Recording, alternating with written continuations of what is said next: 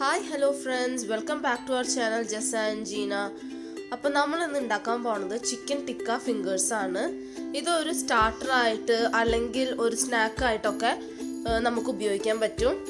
നല്ലൊരു സ്നാക്ക് ആയിട്ടാണ്, കുട്ടികൾക്കായാലും വലിയവർക്കായാലും ഇഷ്ടപ്പെടുന്ന ഒരു സ്നാക്കാണ്. അധികം എരിവൊന്നും ഇല്ലാത്ത നല്ലൊരു സ്നാക്കായിട്ടാണ്. അപ്പോൾ തീർച്ചയായിട്ടും നിങ്ങളിത് ട്രൈ ചെയ്ത് നോക്കണം.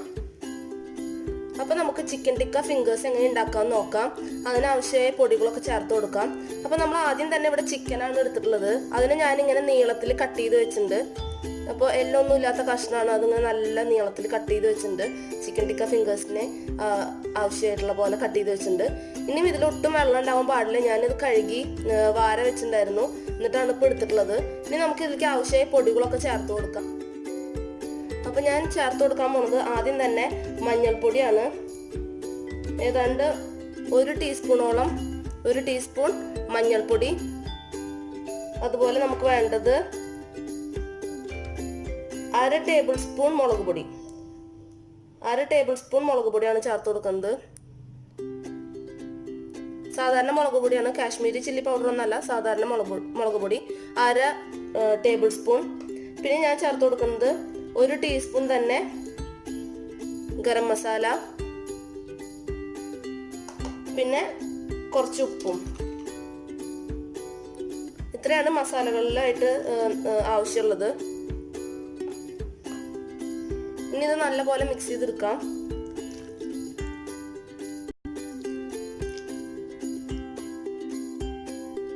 ഇവിടെ ഞാൻ മസാലയൊക്കെ മിക്സ് ചെയ്തെടുത്തിട്ടുണ്ട്.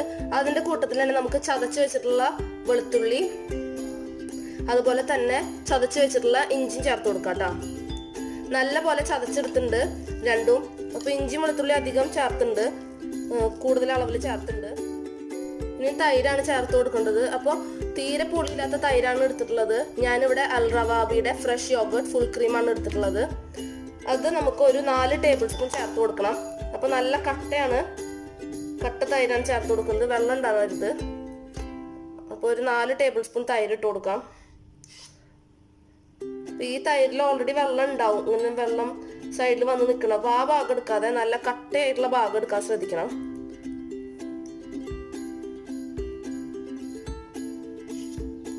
അപ്പോൾ 4 ടേബിൾ സ്പൂൺ തൈര് ചേർത്ത് കൊടുത്തിട്ടുണ്ട്. ഇനി ഇത് നന്നായിട്ട് മിക്സ് ചെയ്തെടുക്കാം. ഇപ്പം ഞാൻ തൈരൊക്കെ ചേർത്ത് മിക്സ് ആക്കി എടുത്തിട്ടുണ്ട്. ഇതിൽ ഉപ്പ് കുറവാണെന്ന് തോന്നിയപ്പോൾ ഞാൻ ഉപ്പ് ചേർത്ത് കൊടുത്തിട്ടുണ്ട്. ഇനി ഇതൊരു 30 മിനിറ്റ് ഇങ്ങനെ മാരിനേറ്റ് ആയിട്ട് ഇരിക്കട്ടെ. ആ നേരം കൊണ്ട് നമുക്കിത് വറുക്കാൻ ആവശ്യമായ സാധനങ്ങൾ എന്തൊക്കെയാണെന്ന് നോക്കാം. അപ്പോൾ ഇനി നമ്മുടെ ചിക്കൻ മുക്കി പൊരിക്കാൻ ആവശ്യമായ സാധനങ്ങൾ: ഒരു കോഴിമുട്ട അടിച്ചെടുത്തത്, പിന്നെ ഇവിടെ മൈദയുടെ പൊടി എടുത്തിട്ടുണ്ട്, അതുപോലെ ബ്രെഡ് ക്രംസ് എടുത്തിട്ടുണ്ട്. ഇനി നമുക്ക് സാധാരണ ചെയ്യണ പോലെ തന്നെ ആദ്യം ഞാനിവിടെ മൈദയുടെ പൊടിയിലൊന്ന് മുക്കാണ്. എന്നിട്ട് നമുക്ക് ഇതിനെ അടിച്ചു വെച്ചിട്ടുള്ള കോഴിമുട്ടയിലേക്ക് ഇട്ട് കൊടുക്കണം. ഇപ്പോൾ പ്ലെയിൻ കോഴിമുട്ടയാണ്, ഞാൻ ഇപ്പോൾ ഒന്നും ഇട്ട് കൊടുത്തിട്ടില്ല. അപ്പോൾ കോഴിമുട്ടയിലൊന്ന് മുക്കിയെടുക്കാം. അതിനുശേഷം നമുക്ക് നമ്മുടെ ബ്രെഡ് ക്രംസിലിട്ട് കൊടുക്കാം. അപ്പോൾ ഇങ്ങനെ നമുക്ക് എല്ലാം ചെയ്തെടുക്കാം. ആദ്യം മൈദയിൽ മുക്കുക. അപ്പോൾ എല്ലായിടത്തും നന്നായിട്ട് കോഴിമുട്ട ആയാലും മൈദ ആയാലും എല്ലാം നന്നായി ചിക്കനിൽ പിടിക്കാൻ നോക്കണം, കണ്ടോ. എന്നിട്ട് നമുക്കിനി മുട്ടയിൽ ഇട്ട് കൊടുക്കാം. അപ്പോൾ 2 കൈ വെച്ചാണ് ഞാൻ ചെയ്യണത്. നന്നായിട്ട് മുട്ടയിൽ മുക്കിയെടുക്കുക. അപ്പോൾ ഈ മുക്കിയതിനെ നമുക്ക് ചിക്കൻ ഇങ്ങനെ കുത്തിയെടുക്കാം ഫോർക്ക് വെച്ചിട്ട്. അപ്പോൾ നമ്മുടെ കൈ അധികം വൃത്തിയിടാവില്ല. എന്നിട്ട് നമുക്ക് നമ്മുടെ ബ്രെഡ് ക്രംസിൽ ഇട്ട് കൊടുക്കാം. നമുക്ക് നന്നായി കോട്ട് ചെയ്തെടുക്കാം. നമുക്കിങ്ങനെ ബാക്കി എല്ലാം ചെയ്തെടുക്കാം. അപ്പോൾ ഇവിടെ ഞാൻ നമ്മുടെ ചിക്കൻ ഫിംഗേഴ്സ് ഒക്കെ അതുപോലെ കോഴിമുട്ടയിലും മൈദയിലൊക്കെ മുക്കി റെഡിയാക്കി വെച്ചിട്ടുണ്ട്. ഇനി നമുക്കിത് വറുക്കാം. അപ്പോൾ ഇവിടെ ഞാനൊരു ചീഞ്ചട്ടി എടുത്തിട്ട് അതിൽ കോക്കനട്ട് ഓയിൽ ഒഴിച്ചിട്ടുണ്ട്. ഞാൻ എപ്പോഴും കുക്ക് ചെയ്യാൻ എടുക്കാറുള്ളത് പാരച്യൂട്ടിൻ്റെ പ്യൂർ കോക്കനട്ട് ഓയിലാണ്.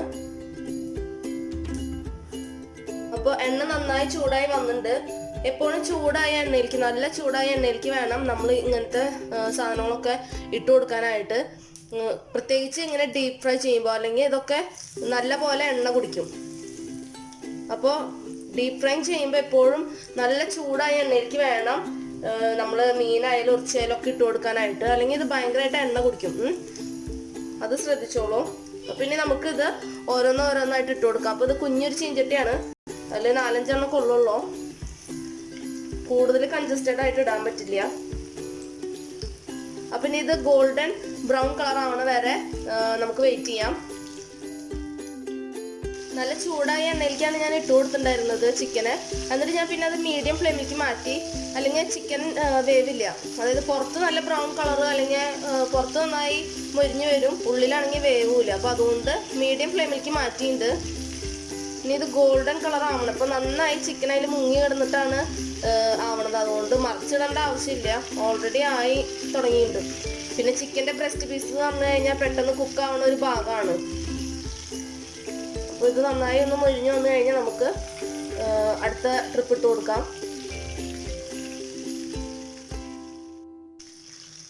ചിക്കൻ മറിച്ചിടേണ്ട ആവശ്യമൊന്നും ഇല്ല, ഓൾറെഡി മുങ്ങി കിടക്കണം. എന്നാലും ഞാൻ ജസ്റ്റ് ഒന്ന് ഇങ്ങനെ ഫ്ലിപ്പ് ചെയ്ത് കൊടുക്കുന്നുണ്ട്. ഇനി ഏതെങ്കിലും സൈഡ് ആവാത്തതുണ്ടെങ്കിൽ ആയിക്കോട്ടെ വെച്ചിട്ടൊന്ന് ഫ്ലിപ്പ് ചെയ്ത് കൊടുക്കുന്നുണ്ട്. പിന്നെ ഈ പത വരുന്നത് കണ്ട് നിങ്ങൾ പേടിക്കണ്ട.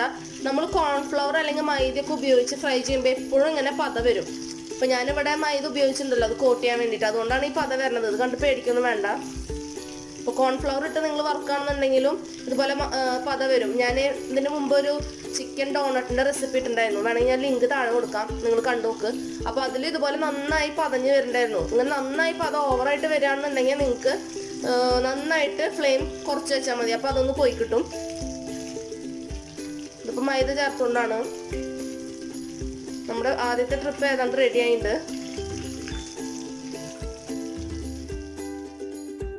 നമ്മുടെ ഫസ്റ്റ് ട്രിപ്പ് ആയിട്ടുണ്ട്. ഞാൻ അതിനെ എണ്ണയിൽ നിന്ന് മാറ്റുകയാണ്. അപ്പോൾ ഒരു പാത്രത്തിൽ ഇങ്ങനെ ഒരു അരിപ്പ പാത്രം വെച്ചിട്ടുണ്ട്, അതിലേക്ക് ഞാൻ ഇട്ട് കൊടുക്കുകയാണ് എണ്ണ വാർന്ന് വരാൻ വേണ്ടിയിട്ട്.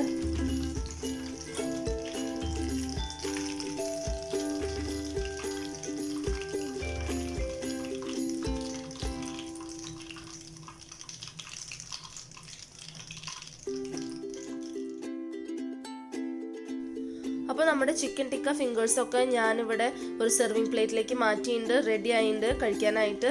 നല്ല ക്രിസ്പി ആയിട്ടുള്ള ചിക്കൻ ടിക്ക ഫിംഗേഴ്സാണ്, ഉള്ളിൽ നല്ല സോഫ്റ്റാണ്. അപ്പോൾ ഇതൊരു സോസ് ഉണ്ടെങ്കിൽ നമുക്ക് നന്നായി കഴിക്കാം. അടിപൊളി ഒരു സ്നാക്ക് ആയിട്ടാണ്. അപ്പോൾ നിങ്ങൾ തീർച്ചയായിട്ടും ഇത് ട്രൈ ചെയ്യുമെന്ന് വിശ്വസിക്കുന്നു. വീഡിയോ ഇഷ്ടപ്പെടുകയാണെന്നുണ്ടെങ്കിൽ സബ്സ്ക്രൈബ് ചെയ്യുക, ലൈക്ക് ചെയ്യുക. കൂട്ടത്തിൽ തന്നെ ഈ റെസിപ്പി മറ്റുള്ളവരായിട്ട് ഷെയർ ചെയ്യാനും ശ്രദ്ധിക്കുക. അപ്പോൾ നമുക്ക് അടുത്തൊരു വീഡിയോയിൽ കാണാം. Thank you for watching and bye bye.